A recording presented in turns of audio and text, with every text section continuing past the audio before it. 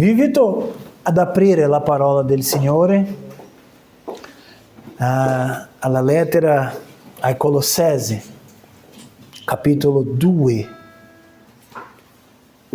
Settimana scorsa non abbiamo continuato questa serie perché abbiamo ricevuto un predicatore invitato, però oggi dobbiamo continuare la nostra esposizione dal capitolo 2 e oggi leggeremo dal versetto 16 fino al versetto 23, cioè fino alla fine di questo capitolo 2.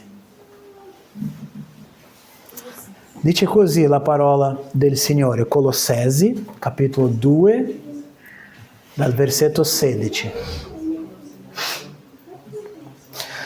Nessuno dunque vi giudichi quanto al mangiare o al bere, o rispetto a feste, a noviluni, a sabati, che sono l'ombra di cose che dovevano avvenire, ma il corpo è di Cristo.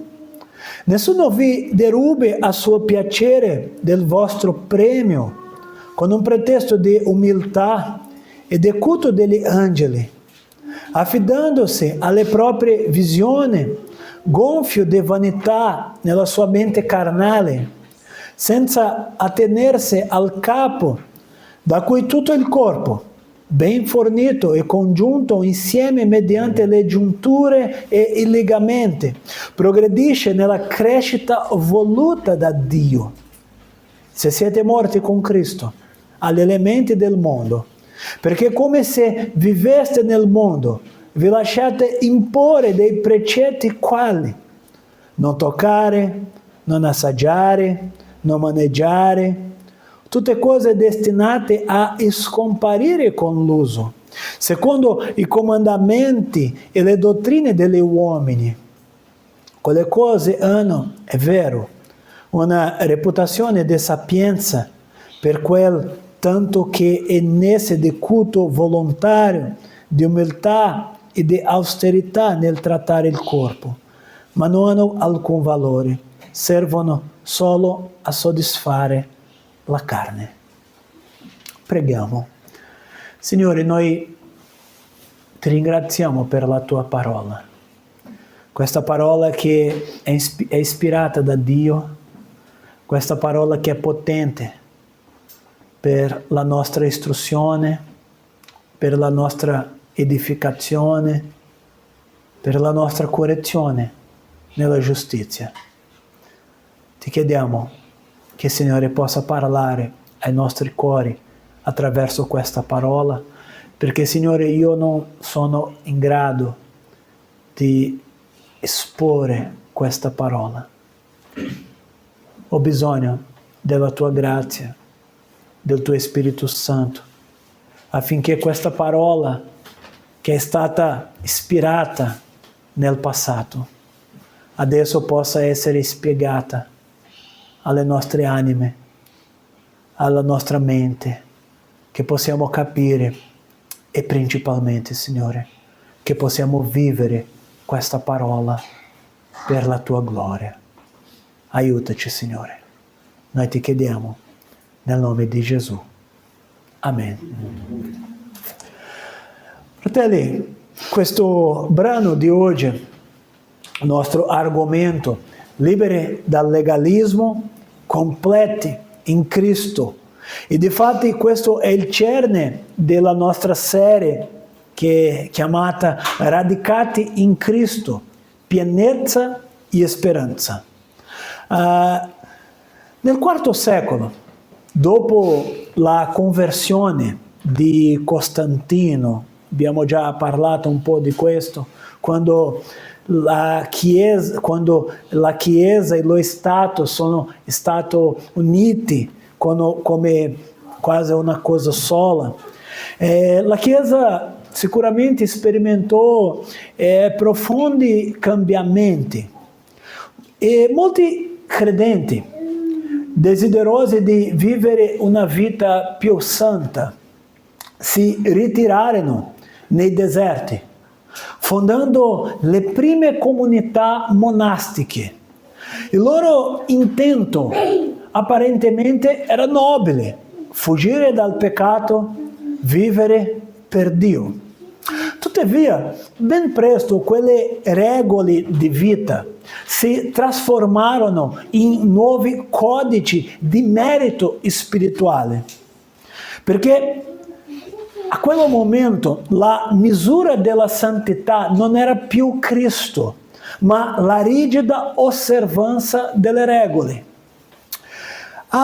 In questa chiesa, a Colosse, nasceva in quel momento, prima sicuramente del IV secolo, qui siamo nel testo al I secolo, nasceva un pericolo simile, una religione fatta di riti, digiuni, esperienze mistiche e precetti umani.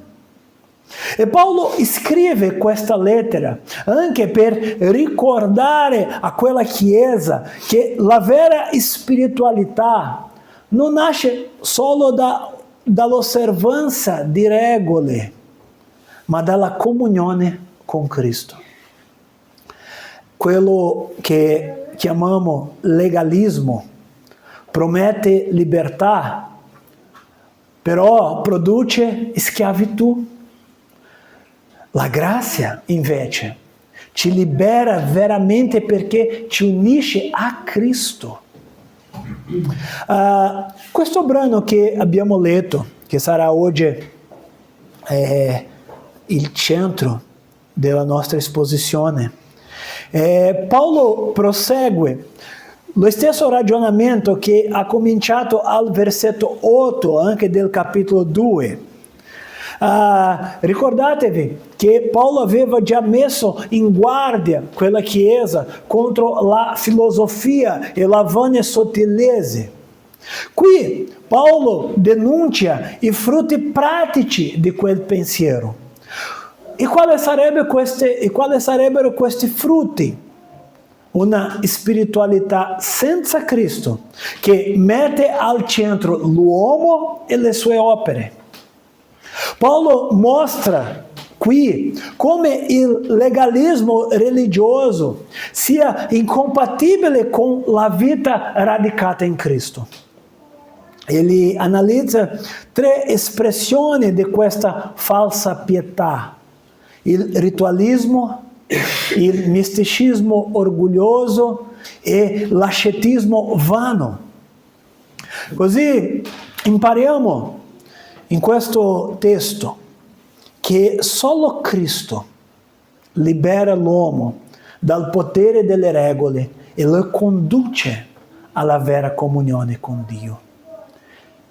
Così possiamo fare una domanda che questo testo risponderà: come possiamo, secondo la parola del Signore, riconoscere e vincere le false forme di religiosità che minacciano la libertà cristiana? E credo che la prima risposta troviamo ai versetti 16 e 17. La prima forma di riconoscere e vincere questa falsa forma di religiosità è riconoscere che il legalismo sostituisce Cristo con le ombre. Paolo inizia questo versetto 16 con un imperativo. Lui scrive: nessuno dunque vi giudichi quanto al mangiare o al bere. Quelli falsi maestri giudicavano i credenti secondo regole alimentari, secondo osservanze religiose. Ma Paolo dice che tutte queste cose sono ombra delle cose che dovevano avvenire, ma il corpo è di Cristo. Qui l'immagine è chiara per noi, perché tutte queste prescrizioni questi impedimenti di mangiare e da bere erano chiaramente regole dell'Antico Testamento. E come lo scrittore della lettera agli ebrei dice che queste prescrizioni dell'Antico Testamento erano un'ombra che indica la realtà futura. Come questo vuol dire che lo sappiamo che quando guardiamo un'ombra non siamo in grado di capire veramente come quella immagine. L'ombra può dire l'altezza, un po' della forma, ma l'ombra non è capace di produrre una immagine reale, sicura di quello. E Paolo dice, tutti questi riti sono ombra che indicavano una realtà futura. E qual è questa realtà? Cristo. Questo significa che essere attaccati all'ombra significa ignorare la sostanza. Nella vita cristiana, anche nella nostra vita oggi, possiamo cadere nella stessa trappola. Quando misuriamo la nostra fede o altrui attraverso ciò che facciamo e non attraverso chi seguiamo. Quando facciamo questo, stiamo sostituendo Cristo con l'ombra. Sa perché il legalismo è seducente? Perché ci dà l'illusione di controllo, ma veramente ci allontana dalla grazia. Noi, i cristiani, dobbiamo imparare a vivere non sotto lo sguardo del giudizio umano, ma alla luce della grazia di Dio. La nostra libertà, sì, sicuramente non è licenza, ma fiducia nella sufficienza dell'opera di Cristo. Il problema del legalismo è perché cerca di aggiungere cose a quest'opera. E se noi ci fidiamo in qualcosa che non sia solo l'opera di Cristo, quello che Cristo ha fatto, la trasformazione prodotta dalla morte di Cristo nelle nostre vite, tutto questo sarà un modo di legalismo. Tutto questo non produrrà una vera vita cristiana, così come queste comunità monastiche del IV secolo cercavano sì di vivere meglio per Dio, ma hanno trovato regole che li hanno allontanato da Dio. La seconda forma che possiamo riconoscere e vincere le false forme di religiosità è riconoscere che il misticismo orgoglioso separa il credente dal capo. E mi sembra che questo secondo pericolo è più sottile. Leggiamo quello che Paolo scrive al versetto 18. Dice così: nessuno vi derube a suo piacere del vostro premio con un pretesto di umiltà e di culto degli angeli. Qui Paolo denuncia coloro che si vantavano di esperienze spirituali straordinarie. Credo che abbiamo già visto questo nella Chiesa odierna. Persone che avevano visioni, rivelazioni private, e queste persone si sentivano più grandi, più credenti, più spirituali, perché avevano questo rapporto più vicino con Dio. E sa cosa Paolo dice di queste persone? Che tutto questo è frutto di una mente carnale e gonfia di vanità. È questo che dice l'Apostolo. E interessante perché Paolo usa un'espressione qui. Paolo scrive allo stesso versetto 18: nessuno vi derubi a suo piacere del vostro premio. Qui lui evoca un'immagine di un arbitro che squalifica un atleta che già ha partecipato di qualche gara sportiva. Lo sa che se noi non seguiamo le regole di quello sport, noi possiamo perdere quello premio, perché dobbiamo praticare facendo le regole giuste. E qui Paolo evoca questa immagine, dice: nessuno vi derubi di questo premio, perché quei falsi maestri privavano i credenti della gioia di Cristo, imponendo loro esperienze che Dio non aveva mai richiesto. E fate attenzione come questo è sottile, perché noi pensiamo: ma quella persona è così spirituale, perché c'è visione, perché c'è sogni, perché c'è qualcosa che io non ho. Ma fratelli, la base della nostra gioia e della nostra esperienza cristiana deve essere messa solo in Cristo. Qualcosa che possa cercare di mettere in noi qualche sentimento che non sia da Cristo. Tutto questo, Paolo dice che è il frutto di una mente carnale, gonfia di vanità. E altri, conseguentemente, questi che facevano questo erano staccati dal capo. Chi è il capo? Cristo.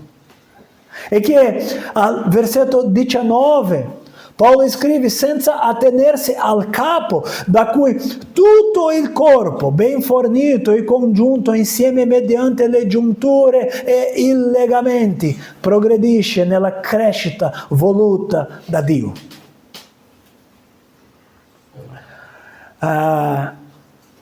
Riesci a immaginare un corpo staccato del capo?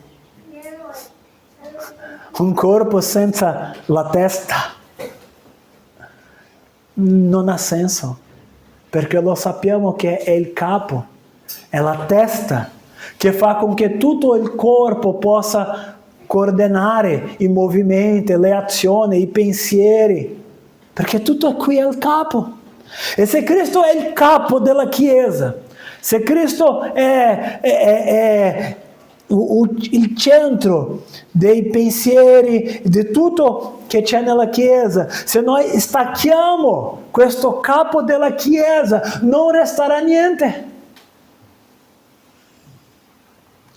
Noi dobbiamo vigilare contro ogni spiritualità che riduce la fede a emozioni o esperienze statiche.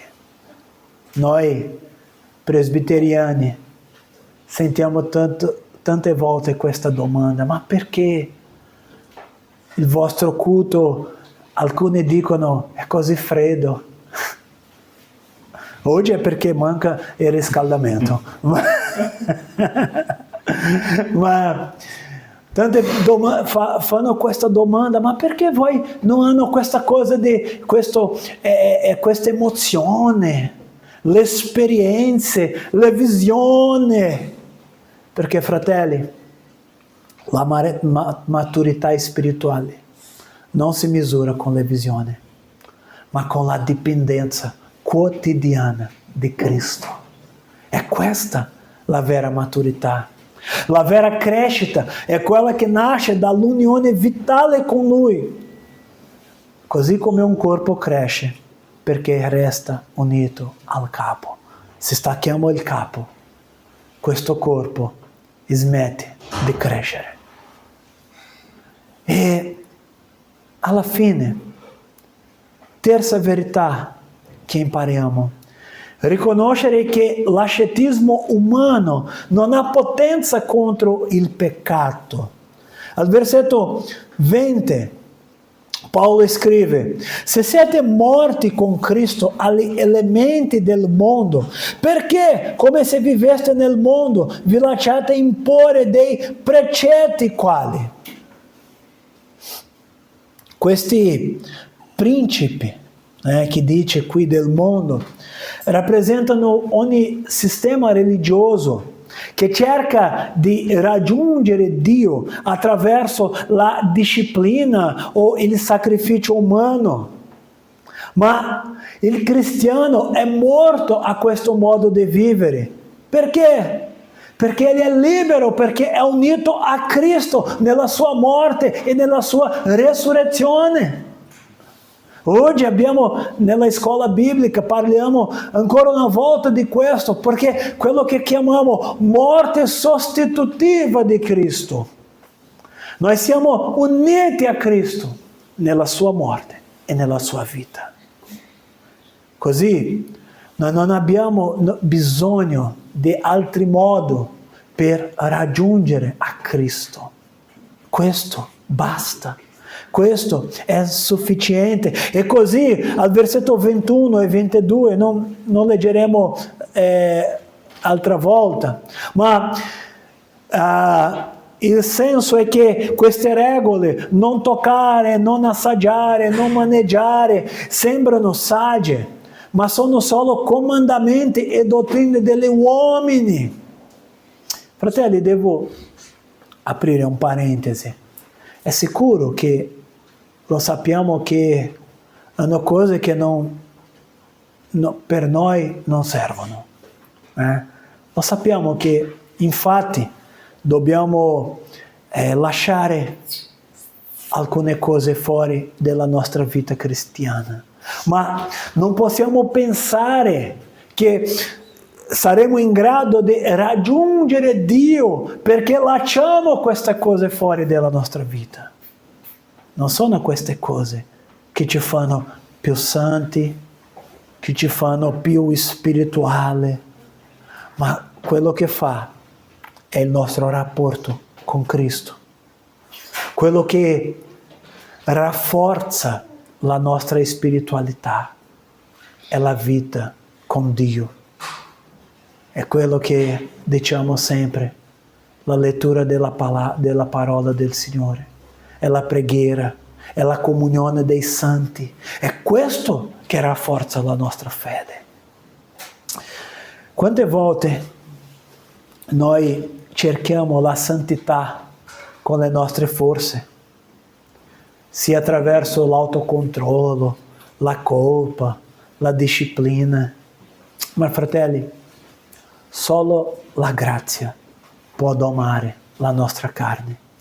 Cristo non ci chiama a negare il corpo, ma a offrire il corpo come sacrificio vivente. Come dice Romani 12:1, dobbiamo trasformarci dall'interno. Questa è la vera trasformazione. Questa è la trasformazione che cambia la nostra vita. Questo messaggio di Paolo è chiaro per noi.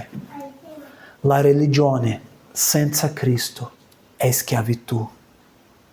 Ogni volta che sostituiamo la grazia con le regole, l'umiltà con l'orgoglio, la comunione con il controllo, torniamo a vivere come se Cristo non fosse morto e risorto per noi. Ma in Cristo siamo morti agli elementi del mondo e risorti a una nuova vita. Perché la vera libertà cristiana non è fare ciò che vogliamo, ma finalmente volere ciò che Dio vuole. Perché il nostro cuore è stato cambiato da Cristo. E se noi oggi ancora viviamo sotto il peso di regole, di paure. L'Evangelo oggi dice a noi, Giovanni 8:36, se dunque il Figlio vi farà liberi, sarete veramente liberi. Solo possiamo trovare la vera libertà nel Figlio, in Cristo Gesù, quello che ci ha dato la salvezza. Amen.